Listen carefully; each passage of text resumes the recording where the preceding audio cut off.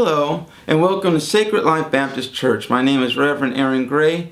I am the senior pastor here, and we'll be doing a Bible study about once every week.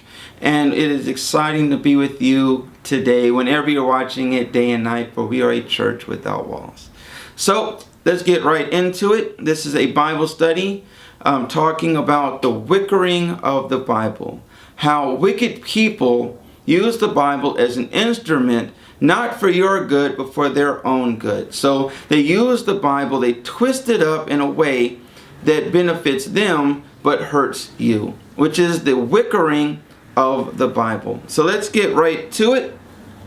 We'll be coming from Timothy 2 and 14. This will be about 2 or 3, maybe 4 lessons. So be sure to hit subscribe so that you can continue and follow along and be updated as we update the channel. Okay, great. Let's begin. 2 Timothy 2:14. Remind them of these things, charging them before the Lord not to strive about words to no profit, to the ruin of the hearers. Be diligent to present yourself approved to God, a worker who does not need to be ashamed, rightly dividing the word of truth,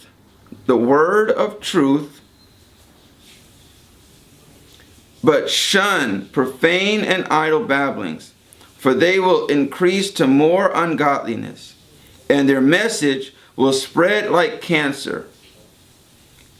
We'll stop right there. And their message will spread like cancer. That is an amazing thing to think about, to say that their message will spread like cancer. So let's start with this. What does it mean to be wicked or wickering? Wickering means you take two things and you twist them together. Two things that generally don't go together, you are twisting together to make some new thing that's neither the first or the second. So when you take a wicker chair, for instance, you take two different woods and you twist them together in such a way that now you have a whole different, there's still elements of both woods together, but you wicker them and you twist them up in such a way that you make this whole nother thing. People do that quite often with the Bible. What they're doing is they're wickering the Bible, which means they're twisting it up, but twisting it up with what? That's the major question. What are they twisting it up with to make it seem as though it's actually benefiting you, when in fact it's only benefiting themselves? That is what we're going to be really talking about. And that's really what Timothy 2:14 is really talking about. So let's start at the beginning. Every person, every Christian, no matter who you are, you have a context to which you read the Bible. There's no way to read the Bible without a personal context. And that personal context is the context which separates you from an actual pure reading from the Bible. A lot of people like to believe they can get a pure reading, but in fact, without divine intervention, which means God really coming in and showing you, most of the time, you're going to read it in your own personal context. There's nothing wrong with that. For me, for instance, right now I live in Los Angeles. That's a context. I grew up in Los Angeles. That's another context. I live in California. That's a context. My race, my ethnicity, my heritage, my gender, all of those things help to contribute to the way I personally read the Bible. So when I read the Bible, I read it in a way that is, I'm not going to say beneficial to me, but I read it in such a way that I can understand it, which is in my personal context. When you read the Bible in your own context. And that is perfectly okay. There's nothing wrong with the contextual reading of the Bible as long as you realize that you are doing it. The problem then becomes when you take your context and you apply your personal context on me. Meaning, the way that you read the Bible is the only way to really understand the Bible.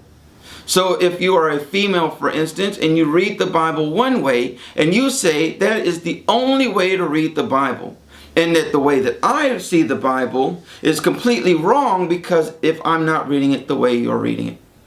That is a major issue then, based on context.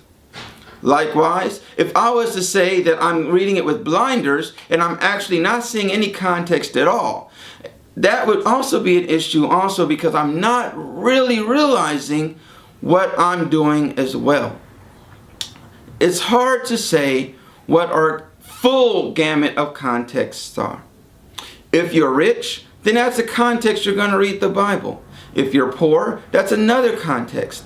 A rich and a poor person may come to the same general conclusions about the Bible, but some things are going to be different.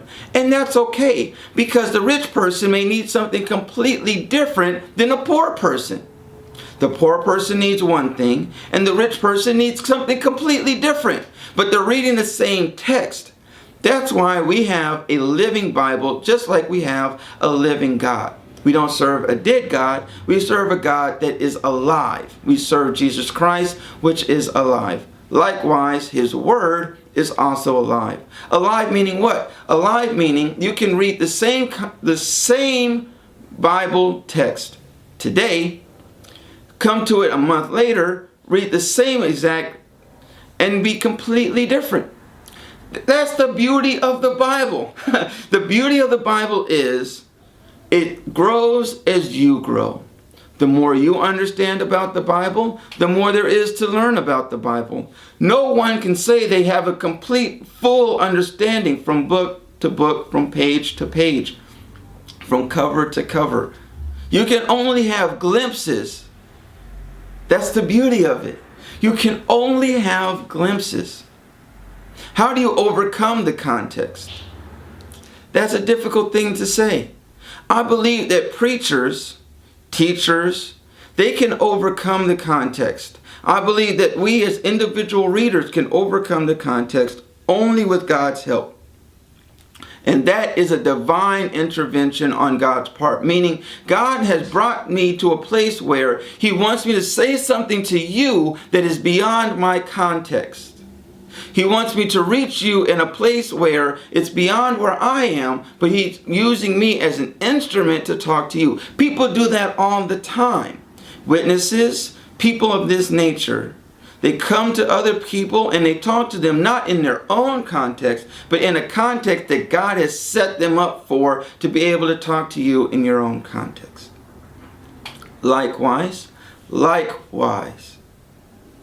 when I come to you with the context and I realize that that is my context, it makes me more able to communicate with you in an effective way. Because I understand that you have a way of reading the Bible and I have a way of reading the Bible, and both of those ways are completely different.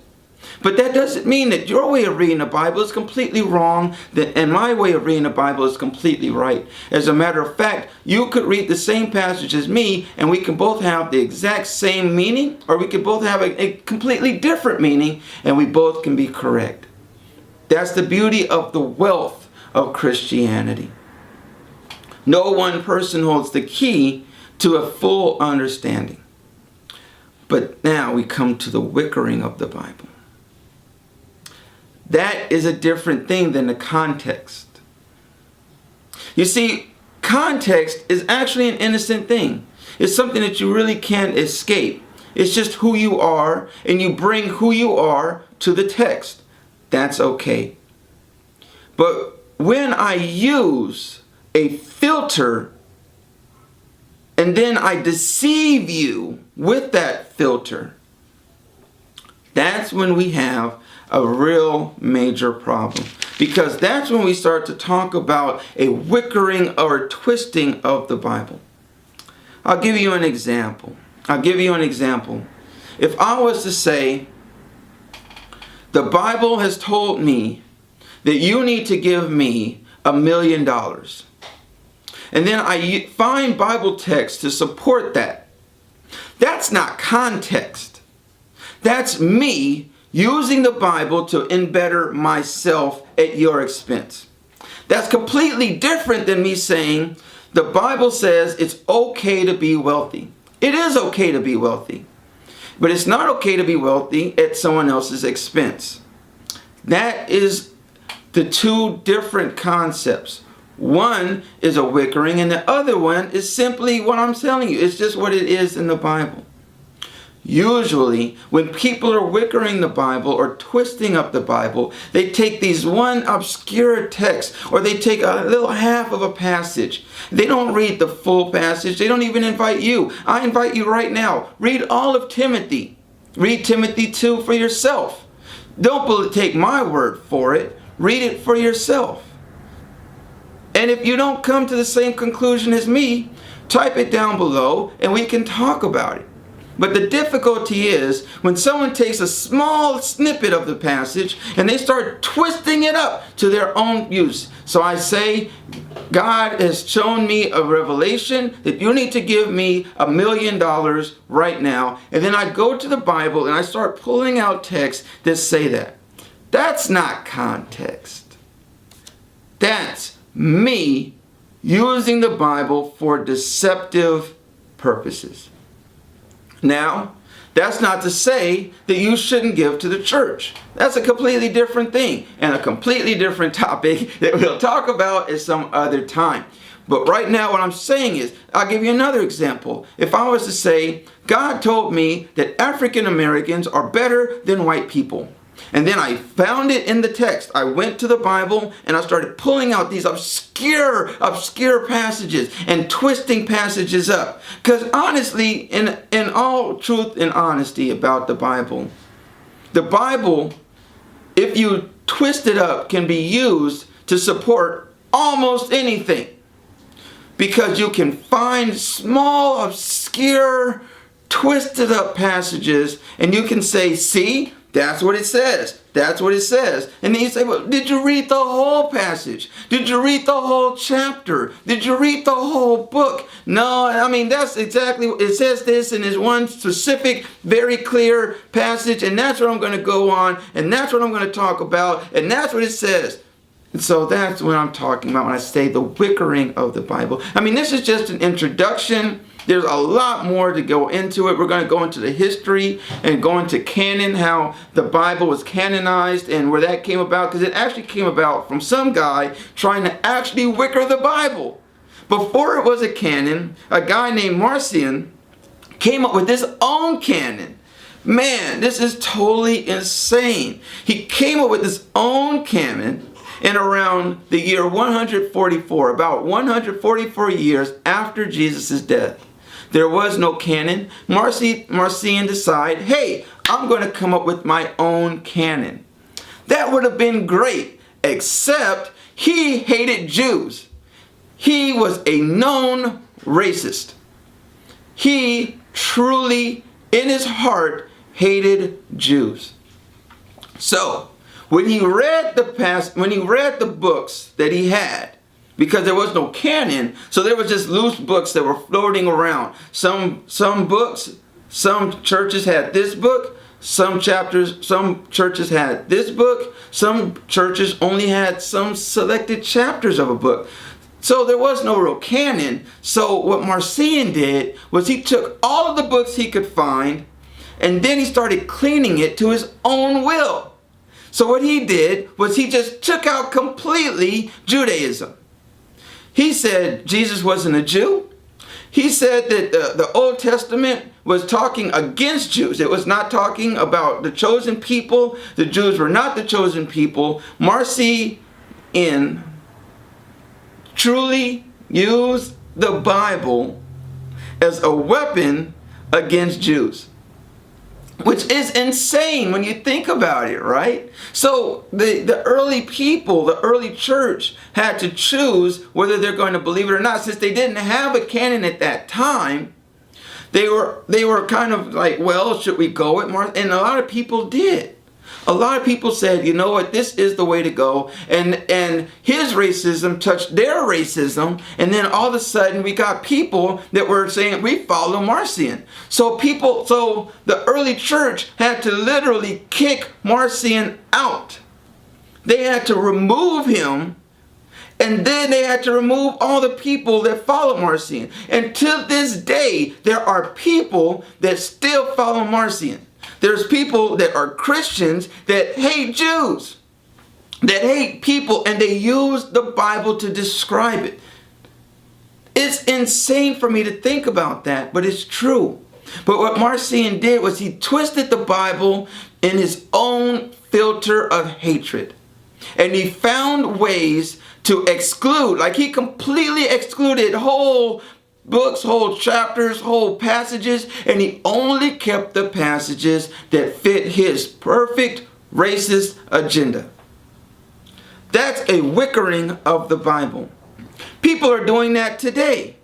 People are literally using the Bible just the way Marcion did to back up their own personal hatreds.